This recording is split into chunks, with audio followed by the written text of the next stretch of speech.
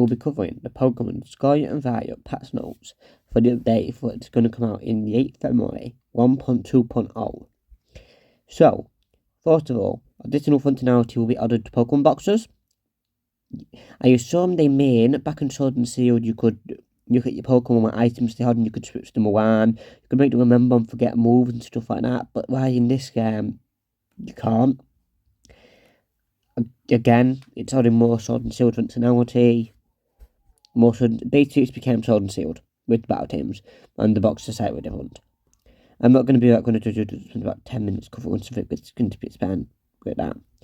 There'll be a news tab which is displayed from now on whenever you connect to the internet from the main menu. There's going to be some bug fixes, like your bug up to basically tower battles.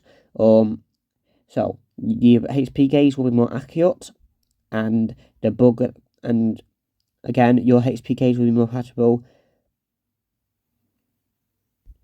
Your inputs will now be done more. That means, you know what, sometimes I'm using Tower Battle and then it just wouldn't get the option to do an input for like 10 minutes. Yeah, that won't be a thing anymore. And they caused some casters from areas going into them. There might be some yes Pokemon appearing in one area as a result of this. And just fixed a bug, what may occur when storing the Tower Raid battle.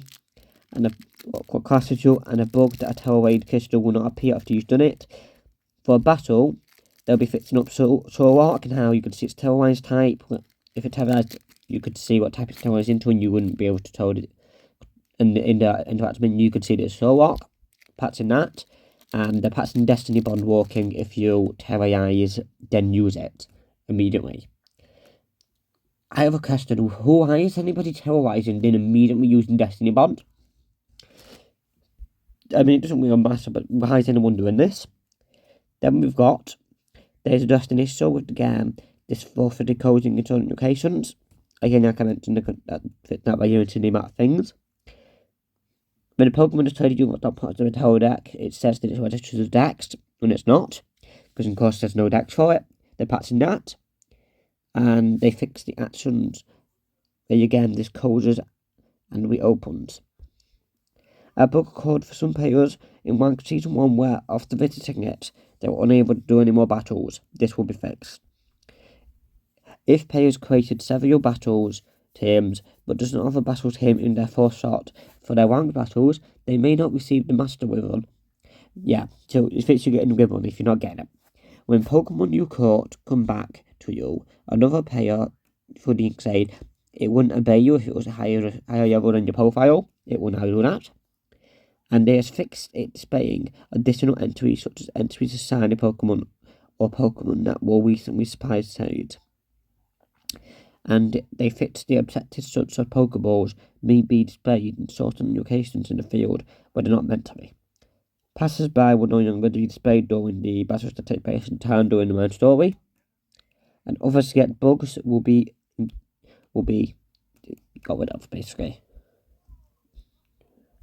For notes, it says that there'll be more bug fixes and there'll be more updates coming. There's Pokemon Day in about 8 days, I think it is, and that Pokemon Day, I assume will come with new features, probably Bank and maybe DLC. Well, the announcement of the DLC, probably not the actual DLC, but as a result of that, I think that's reformed to that. Kind of like the Galarian Slowpoke that we got in Sword and Shield. See you in the next one. Bye.